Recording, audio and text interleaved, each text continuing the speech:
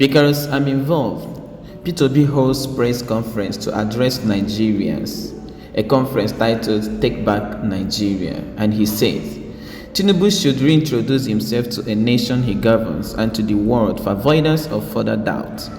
He should make the world know his name, his nationality, his place of birth, his parentage, the primary and secondary schools he attended with dates as well as the actual universities he attended and certificates obtained. He should indicate clearly where and when he did his national youth service. It's a simple task that will take minutes and will require no affidavit, prolonged court processes, agents, or surrogates. The task is one that only Chief Bola A, Tinubu, through a direct personal message can perform. A leader cannot outsource a clear, unambiguous personal statement on his identity. P2B, the Labour Party presidential candidate. Please kindly watch this video, listen, and then don't forget to like, comment, and share. Most importantly, subscribe to my YouTube channel. Followed a prolonged identity crisis that recently played out in the American court system and the controversy surrounding the authenticity of the Chicago State University credentials of Chief Bola A Tinubu.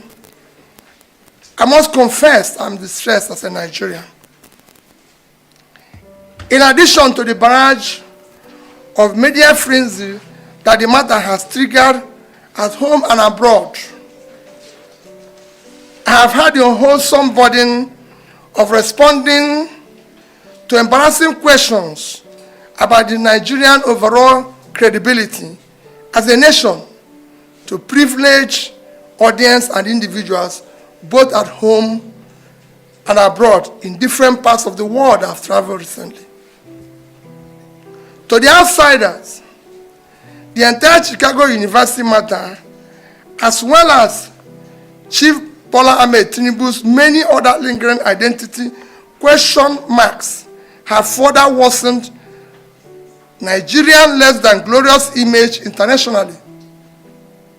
Uninformed outsiders now see every Nigerian as a fraudster, certificate forger, or identity thief. The controversy is unnecessary, just as the implicit global embarrassment could have been avoided. In my opinion, Chief Bola A Tinubu should have saved the nation and himself this protracted embarrassment and undue anxiety. Even in this late in the day, however, Chief Bola Tinubu still owes the nation and the world a simple debt of obligation only he can discharge. I therefore respectfully and humbly call on him to immediately and personally mount the rostrum of his present high office to perform a simple task once and for all time. He should reintroduce himself to the nation he governs and to the world for avoidance of further doubt. He should let the world know his name, his nationality, his place of birth, his parentage, the primary and secondary school he attended with dates, as well as the actual universities he attended and certificates obtained. He should indicate clearly where and when he did his national youth service. In addition, if at any time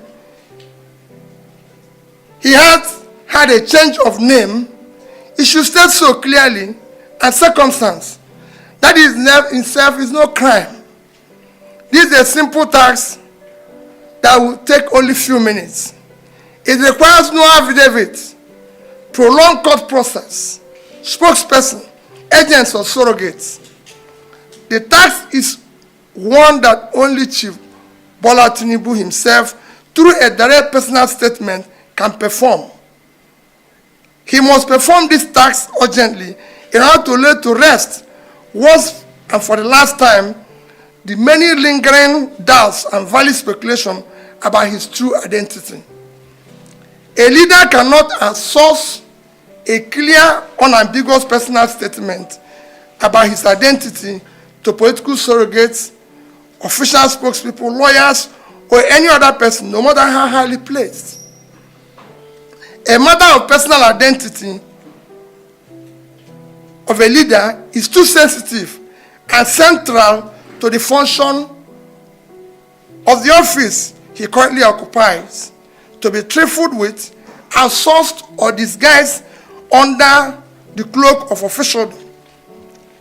It is about integrity, morality, values, and the rule of law that defines the character of a nation and its people. In his present capacity as a leader of a nation of over 200 million Nigerians, his true identity is a matter of grave national and international interest. The people deserve to know with certainty the true identity of their leader, and this overrides whatever rights he may have to personal privacy. In addition, the international community deserves to know the true identity of the person with whom they will engage on Nigeria. Having stood for an election of elevated office of the President of the Federal Republic of Nigeria, Chief Bola Tinubu have implicitly undertaken to cede the rights of private citizens in favor of life of open disclosure of his true identity and other circumstances that might be of public interest. His personal integrity demands no less. The legitimacy of the office he currently occupies demands that much and even more. Respect for the integrity and esteem of the Nigerian nation within the Committee of Nations makes it even more incumbent and compulsory. It is time to do the right thing. Long live the Federal Republic of Nigeria. Thank you. Thank you, Excellency. His Excellency will entertain 5 questions. Please. You tell us your name.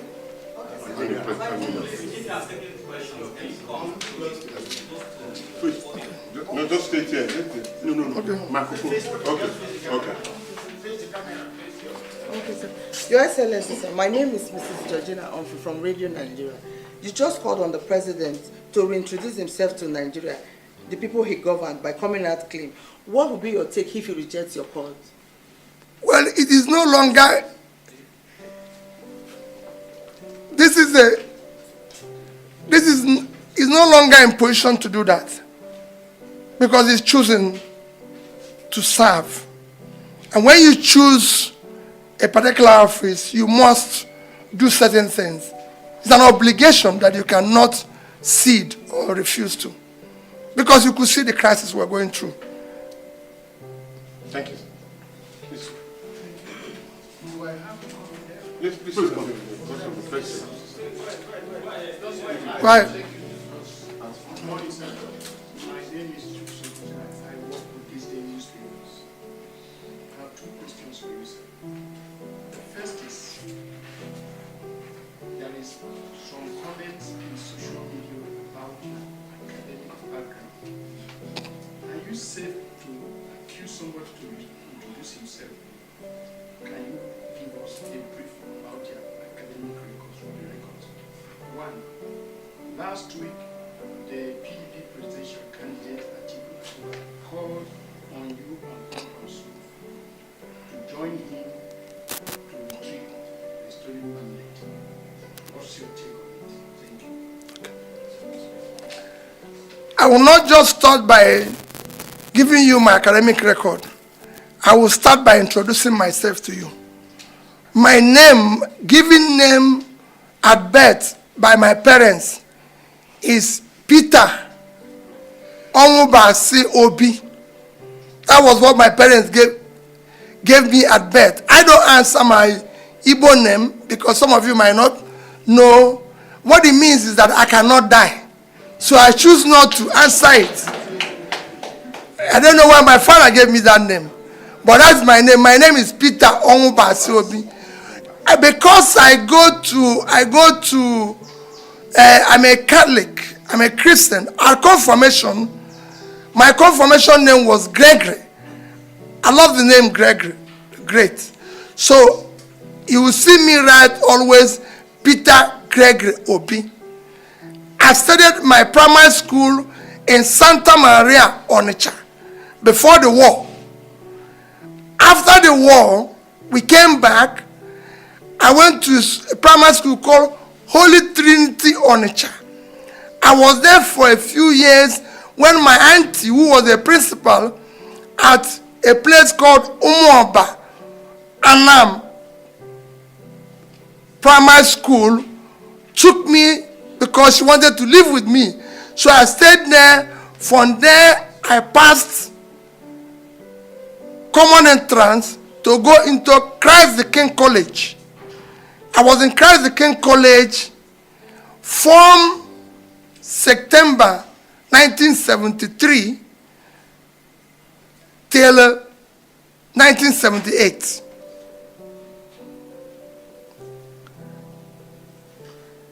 I then went to University of Nigeria, Nsukka, from 1980 to 1984. Read philosophy and had a BA, second class in philosophy. Thereafter, I've been to so many other institutions for training, which I will show you by CV before you leave now. And I'll make sure I have it circulated, and I can claim to be an alumnus of some of those schools that I went for training, among which include Lagos Business School, Kellogg Graduate School, Oxford University, Said Business School in Oxford, Cambridge, George Business School, IMD in Switzerland. There's so many other places that I've gone for training, for INSEAD in France, Columbia in New York, and all that. So these are no longer private to me. Everything I read or any thing I did, programs I participated, are documented. When I give you my CV, whenever I write down here, I'll show you what I did there, and they're open for verification. It's no longer a private thing. It must be verified. Thank you. On issue of whether, on invitation of the PDP presidential candidate, let me retrace again. Whenever there's an issue of national interest, I'm involved in it, invited or uninvited, because it's about our country. Thank you, sir. No. All right, Your Excellency, my name is Friday. Yes. I'm a reporter with Channel TV. I would like to ask you just one question. Since my senior colleague Atiku, the first question I wanted to ask actually about that call from the PDP presidential candidate. My second question, which I'm asking now, has to do with what the PDP candidate has in his hand. I've not seen it. That's why I mentioned, and I'm using my words carefully. The certificates that he said his lawyer have been able to get. That's generated these conversations. Of what use is it to your own case? Because we would like to know if you also pleaded among your prayer in the court is included the certificate forgery that the presidential candidate of PDP is pursuing. Of what use is what they have now? What use it is in your fight to secure a mandate? I don't make comment on issues that are before the court. Everybody knows that. However, where we are is beyond the court. What we are talking about today is actually a challenge and a crisis to the soul of our nation, to our existence. People who are asking these questions that you have to answer everywhere, it's not this. And this is not a political matter. I want people to understand. It is no longer politics. I've said it over and over again. It is not about whether people went to school or didn't go to school. We have leaders all over the world. I've mentioned severally. They did not have formal education. The most quoted American president didn't go through formal education. And is highly respected. Lincoln. And in UK, it was a similar thing with Churchill. He was not a good student in school. And I can go on and on. People who have rich backgrounds who didn't have opportunity of going to school. And if you recall during Clinton's problem, a respected former president of America, Jimmy Carter, said, it is not about party, it's not about where you are or what you belong or politics, but if American presidents have been involved in what they consider perjury, it's a difficult thing. We have a situation where we're now faced with credibility, values, and foundation of our nation. And I think I'm calling on all those that used to speak out to come out and speak out. In this country, people questioned Jonathan's PhD. Somebody said PhD is in zoology, is not for presidency. Where are the people now? We want them to come out now. So that's why I said respectfully, I'm pleading that this issue be attended to. Thank you very much. Your Excellency, good morning. Good morning. Yeah, Abayo Makiwala is my name. I report for Wazobia, Nigeria. You just gave us your rich CV now. Did you submit this certificate to INEC? If no, why? Are you scared of anything? That is one. Secondly, this issue of certificate saga, I think it should have all this, everything like this should have been done before the election itself. Don't you think it's high time we look into our electoral process? And Atiku is having his own, we're talking about Tinubu now and others. So don't you think our electoral process needs to be looked into before election, or this should have been settled? Thank you very much. About submission, I'll say it again. If you look at what I submitted to INEC, I submitted up to my university degree, including my youth service, and I attached the other one. The other one, quite frankly, the only thing that you require is primary and secondary school. But I attached up to university. And like I said, I went to University of Nigeria, Nsukka. It's not very far. In fact, if you go there today, the present VC, which is the first VC that is an alumnus of the university, the two DVCs are all my mates. We came in together and left together. And I can say to you so many people that I came into university together and left together. Soludo, I can call all of them. If you went to Nsukka at the time I was there, I'm one of the very few students everybody knows. And I say it without anything, so you can go and verify that one. If you pass through Christ the King College, you will know me. At my final years, I was at least the deputy school discipline prefect. And I'm sure people know me. You know. So it's not a problem. In issue of what you said, your second question, it is fundamental. That is part of building the institution. But it has to start by having leaders who are credible. Everything starts with credibility of the leader. The character, the behavior.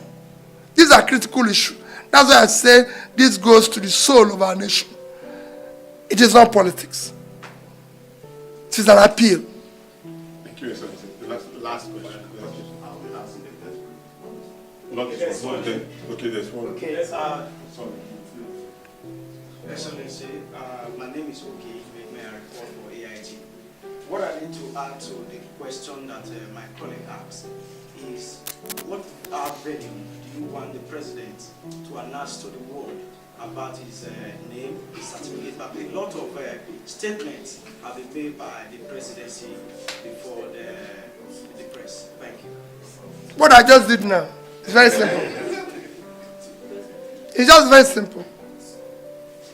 I said it should not be, remember what I said? It should not be outsourced.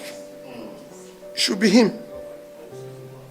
Thank you. Thank you very much, sir. Distinguished ladies and gentlemen. Thank you. So I have a question for one more. Okay. Yeah, so my name is Sunday Isua. I write for leadership. Now, INEC displayed the credentials of all the candidates that participated in elections. Why were you people not interested about investigating these credentials until now? And the second question is, Section 29, Subsection 5 of the Electoral Act states clearly how issues of pre-election matters should be challenged in court, and the parties that should challenge this issue. Why are you raising these issues now? I'm not in court now. I said I don't get involved with the issue of court. And let me say it again. This is a critical issue. It does not matter when the issue came up. It still remains the same thing. Ben Johnson ran a great race and is a respected athlete. But on that one last race, he's already gotten the gold and went home when they discovered that his tested destiny is duped. They didn't say, oh, you'd have known that before Ben Johnson ran the race. But they do the test before he went the test. So it doesn't matter when. There's no particular time to do what is right. This is the time to do what is right. And we must. We have a nation. We have children. The young girl who said he was the best in exam, they didn't dictate him before he said it. Well, when he said it, the people started investigating. And when they found out, Nigeria, what do you tell that young girl? To say to her, it wasn't dictated before he came out. No. This is an issue that is of great concern to the soul of our nation. Thank you. Thank you, Excellency. Thank you very much.